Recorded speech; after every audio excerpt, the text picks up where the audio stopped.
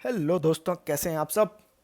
दोस्तों, trending video के series में आज हम लेके आए हैं ब्रेकिंग न्यूज़, वक्फ बोर्ड बिल। अब ये आपको पता होगा कि आज का ये न्यूज़पेपर हेडलाइन है दैनिक भास्कर का कि रात 2:33 में राज्यसभा में वक्फ बिल पर 12 घंटे चर्चा और फाइनली ये सामान्य, बाय द वे इसमें सामान्य या ऑर्डिनरी या जनरल मेजॉरिटी से ये पास हो गया दोनों हाउसेज में। अब ये जाएगा ऑनरेबल प्रेसिडेंट के पास जहाँ पे ये साइन करेंगे।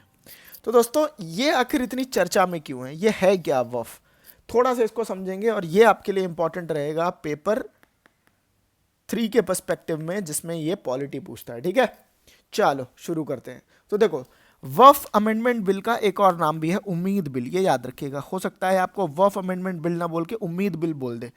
और इसका पर्पस 3 कीवर्ड के साथ आता है। एक है ट्रांसपेरेंसी, इसका मतलब एग्जिस्टिंग सिस्टम में कुछ कुछ ऐसे प्रोविजंस थे जिसमें ओपेकनेस थी। ठीक है।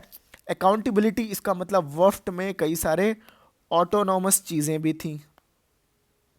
एंड एफिशिएंसी, इसका मतलब यहाँ पे डिसीजन मेकिंग में कुछ चैलेंजेस थे। ठीक है।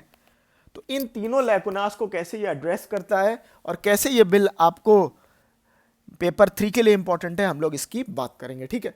इसका बहुत अच्छा आर्टिकल है दोस्तों टाइम्स ऑफ इंडिया का। आई वुड रिकमेंड कि आप एक बार ज़रूर उसको पढ़ें। मैं अपने कुछ वीडियो का कुछ पार्ट उस आर्टिकल से लेके आया हूँ।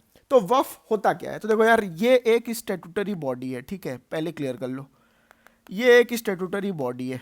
वफ बोर्ड की अगर मैं बात करूँ, वफ जिसका काम है वफ प्रॉपर्टी डिक्लेयर करना, होता ये है कि वो प्रॉपर्टी जो मुस्लिम्स रिलीजियस या चैरिटेबल पर्पज से दान करते हैं, उसका जो डिक्लेरेशन है वो कौन करता था, वक्फ बोर्ड। ठीक है। और इसका जो ओनरशिप है वो सीधे भगवान के पास जाता था, और यहाँ पे भगवान कौन है, वक्फ है। ठीक है, ये जो बोर्ड का नाम है। और इसका जो बेनिफिट है जन्म जन्मांतर तक सोसाइटी की तरफ जाता है। एक बार अगर ये डिक्लेयर हो गया तो वो कभी भी दोबारा नहीं जा सकता वापस। ठीक है। और आज के टाइम पे अगर इंडिया का प्रेजेंट स्टेटस देखें तो 8.7 लाख प्रॉपर्टीज ऐसी हैं जो वफ के अंडर में है, जिसका साइज है लगभग 9.4 लाख एकड़। और वैल्यूएशन में अगर हम बात करें तो वो बात करता है 1.2 लाख करोड़ रुपए की ये वैल्यू का सामान है इनके पास। ठीक है। और अगर इसका साइज के टर्म्स में बात करें तो ये इंडिया का 3rd लार्जेस्ट लैंड होल्डर है। मतलब ये आप इंपॉर्टेंस में लिखेंगे। अगर मान लो कल को आपको पूछे उम्मीद बिल क्या है या वफ बिल क्या है, तो अगर ये बैकग्राउंड आप दे देते हैं, स्पेशली ये दो स्टैट्स, तो आपके आंसर में इनरिचमेंट आ जाता है। हिस्टोरिकल पर्सपेक्टिव में अगर बात करें तो दोस्तों, इसकी जो मैक्सिमम जो शुरुआत है वो हुई थी दिल्ली सल्तनत में। चूंकि ये मुगल काल का ये पुराना पीरियड था, उस समय आपको पता होगा कि वो हिस्टोरिकल कॉन्टेक्स्ट क्या होता था कि जिसमें जो रिलीजियस प्रीचर्स थे उनको कई सारे पावर्स दिए गए थे, स्पेशली रिलीजियस अफेयर्स को मेंटेन करने के लिए। उसी का एक एग्जाम्पल था ये वफ। ठीक है। इवन ब्रिटिश रूल में भी इसमें कई सारे कॉन्ट्रीब्यूशन हुई है। एंड अल्टीमेटली 1913, अब आप समझो 1906 में क्या हुआ था, आपका ऑल इंडिया मुस्लिम लीग बना, 1907 में सूरत स्प्लिट हुआ, and then second world war के जस्ट पहले 1913 में ये बोर्ड बना। ठीक है। देन आया वफ एक्ट इंडिपेंडेंस के बाद, जिसमें एक सेंट्रल वफ काउंसिल बनाया गया मिनिस्ट्री ऑफ माइनॉरिटी अफेयर्स के अंतर्गत। ठीक है। एंड देन इसमें कुछ कुछ अमेंडमेंट किए गए। अल्टीमेटली इनकी पावर्स को बढ़ाया गया 1995 में, जिसमें रेगुलेशन और प्रोटेक्शन बढ़ाए गए। ठीक है। अगर 1995 एक्ट की बात करें तो उसके कुछ इंपॉर्टेंट प्रोविजन में देखो, एक वफ बोर्ड बनाया गया। ठीक है, स्टेट लेवल पे। और इसमें जो सदस्य होते थे, कुछ तो मिनिस्टर होता था, एक मिनिस्टर ऑनरेबल मिनिस्टर होते थे माइनॉरिटी अफेयर्स के। इसमें मुतावली या सीईओ टाइप के रोल्स भी थे। इवन इनको ट्राइब्यूनल्स को सिविल कोर्ट की पावर दी गई थी। अगर एक बार इन्होंने जजमेंट दे दिया तो ये इनका डिसीजन बाइंडिंग होता था। याद रखना, इनका डिसीजन बाइंडिंग होता था। इवन सिविल कोर्ट में ये जा करके इसका डिसीजन पे चर्चा नहीं की जा सकती या उस पर आप जा नहीं सकते थे। ठीक है। अब अभी का जो रिफॉर्म है, जिसको हम वफ अमेंडमेंट बिल 2024 कह रहे हैं, या जो अब कल जो पास हुआ, इसके क्या क्या मेजर प्रोविजंस थे। तो सबसे पहला ये हुआ कि ये जो बोर्ड है, पहले इसमें होता था कि सिर्फ मुस्लिम सदस्य ही रह सकते हैं। अब इसमें वो क्राइटेरिया हटा करके नॉन मुस्लिम सदस्यों को जोड़ने की बात की गई।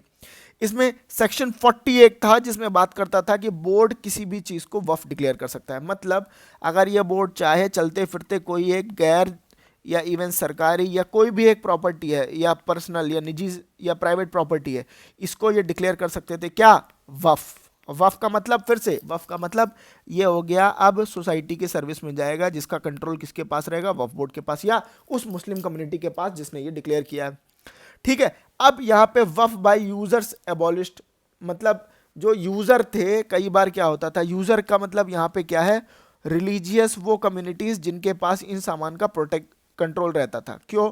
क्योंकि अगर मान लो एक ज़मीन है, ठीक है, इस ज़मीन के ऊपर एक मॉन्यूमेंट बन गया या एक कोई चीज़ आ गई जो रिलीजियस कंट्रोल या किसी भी इस तरीके के सामान के लिए बनी है, तो ये अगर यूज़र चाहे तो ये भी डिक्लेयर कर सकता है कि मेरे को ये सोसाइटी के वेलफेयर के लिए चाहिए, ये चीज़ डिक्लेयर कर दी गई। मुस्लिम ट्रस्ट एक्सक्लूडेड फ्रॉम वफ, मतलब इसमें जो एग्जिस्टिंग मुस्लिम ट्रस्ट है इनको यहाँ से एक्सक्लूड कर दिया गया। तो पहला तो हो गया separation of trust from this. Technology का भी सपोर्ट मिलेगा, एक सेंट्रलाइज पोर्टल बनेगा जिसमें वफ की प्रॉपर्टी मैनेजमेंट एफिशिएंसी इंप्रूवमेंट होगा, मतलब टेक्नोलॉजिकल इंटरवेंशन की बात की गई है। यहाँ पे प्रैक्टिसिंग मुस्लिम सिर्फ वो एटलीस्ट 5 साल तक ही अपने प्रॉपर्टी को वफ को दे सकते थे। ठीक है, फिर उसके बाद मैनेजमेंट इसका टफ कर दिया गया, मतलब ये जो मुतावलीज हैं इनको अपना प्रॉपर्टी डिटेल 6 महीने के भीतर रजिस्टर करना होगा। मुतावलीज वो लोग थे जो वफ से रिलेटेड प्रॉपर्टीज को मैनेज करते थे। वुमेन के राइट भी इसमें फैमिली में जोड़े गए, तो ये काफ़ी प्रोग्रेसिव बिल माना जा रहा है इन टर्म्स ऑफ वफ मैनेजमेंट। इवन नॉन मुस्लिम यहाँ पर रिप्रेजेंटेशन भी बात की गई कि जो 20 सदस्यीय वफ बोर्ड होते थे उसमें 2 सदस्य नॉन मुस्लिम होंगे। ठीक है, इवन वफ ट्रिब्यूनल जो है ये 3 मेंबर बॉडी की तरह इसको रिटेन किया गया, मगर इसकी पावर्स को थोड़ा सा कम कर दिया गया। इवन डिस्ट्रिक्ट कलेक्टर यहाँ पे एडमिनिस्ट्रेशन को भी इंक्लूड कर दिया गया। देखो स्टेट्यूटरी बॉडी थी तो स्टेट का इंटरवेंशन बनता था, अब यहाँ पे डिस्ट्रिक्ट कलेक्टर को ऑथराइज कर दिया गया कि ये डिस्प्यूट रिजॉल्व कर सकते हैं। और भी कई सारी चीज़ें थी, जैसे लिमिटेशन एक्ट जो है अब वफ प्रॉपर्टी पे नहीं आ सकता। गवर्नमेंट लैंड या वफ डिस्प्यूट होता है तो एक ऑफिसर जा करके इन्वेस्टिगेट करेगा कि वफ का जो क्लेम है वो सही है कि नहीं। ठीक है, and then arbitrary property claim जो सेक्शन 40 मैंने बताया उसको एंड कर दिया गया। इवन एनुअल कंट्रीब्यूशन को भी कम कर दिया गया। पहले क्या होता था कि वफ इंस्टीट्यूशन वफ बोर्ड को 7% देते थे, अब वो कम करके 5% ही देंगे। मोस्ट इंपॉर्टेंट ये जो ट्रांसपेरेंसी बढ़ाने के लिए है कि पहले वफ प्रॉपर्टीज का मैनेजमेंट नहीं होता था, अब ये जो वफ की प्रॉपर्टीज है इनका 1 लाख से रुपये अगर इनकी अर्निंग है तो इनका सरकार द्वारा अपॉइंटेड ऑडिटर्स देखेंगे कि इसका सोर्स क्या था, राइटफुल पैसा है कि नहीं, या इसका मैनेजमेंट प्रॉपर हो रहा है कि नहीं। तो इसमें इसी को अगर देखा जाए तो ये सारी की सारी चीज़ें आ गई। इसमें 2 चीज़ें और भी एडिशनल जोड़ी गई हैं कि no Waqf on tribal lands, अगर ट्राइबल लैंड जो शेड्यूल 5 या शेड्यूल 6 और government of constitution of India के तहत डिफाइंड है उस पर कोई वफ डिक्लेयर नहीं हो सकता, और यहाँ पे सीनियर ऑफिसर इसको वैलिडेट करेंगे।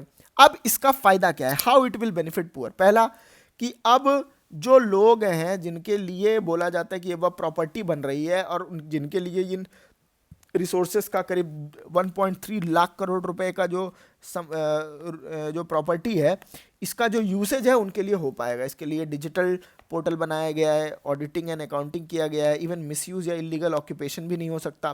तो ultimately fund program health care, education, housing, livelihood support को लेके किया जाएगा। अब इसका क्रिटिसिज्म क्यों हो रहा है, तो एक तो ये बोला जा रहा है कि ये आर्टिकल 25, 26, 29 और 14 का ये इन्फ्रिंजमेंट है। फिर उसके बाद बोला जा रहा है कि यहाँ पे सरकार अपना कंट्रोल बना रही है। क्यों? क्योंकि ऑडिट लेके आ रही है, इंस्पेक्शन की बात कर रही है सीनियर ऑफिसर्स से, ट्राइबल लैंड पे डिक्लेयर करने की बात नहीं कर रही। एंड देन ये जो बोर्ड का स्ट्रक्चर है इसमें भी अमेंडमेंट किए गए। लैक ऑफ कम्युनिटी कंसल्टेशन, ऐसा बोला जा रहा है कि हमने एक स्पेसिफिक कम्युनिटी से बात नहीं की। एक्सक्लूजन ऑफ हिस्टोरिकल कॉन्टेक्स्ट, चूंकि मैंने आपको बताया हिस्टोरिकल कॉन्टेक्स्ट में क्या क्या था। पोटेंशियल ऑफ इंक्रीज डिस्प्यूट, हो सकता है कि अब चूंकि वफ पहले एक मोनोटोनस कंट्रोल था, अब यहाँ पे स्टेट का इंटरवेंशन है, तो इन दोनों के बीच there might be some disputes. And ultimately non Muslim representation होने से ऐसा लग रहा है कि ये जो हमारी माइनॉरिटी है इसकी आवाज़ कहीं कल को दबाई ना जा सके। दोस्तों इस पूरे टॉपिक को पढ़ने के बाद मैं ये आपसे रिक्वेस्ट करूंगा कि आप अपने आप को न्यूट्रल रखें, फैक्ट बेस्ड बात करें जो कि आपको पेपर में लिखना है। आई होप आपको ये वीडियो पसंद आया होगा। मिलते हैं अपने लेक्चर सीरीज़ के अगले वीडियो में। लाइक कीजिए, शेयर कीजिए, सब्सक्राइब कीजिए। मिलते हैं दोस्तों अगले वीडियो में।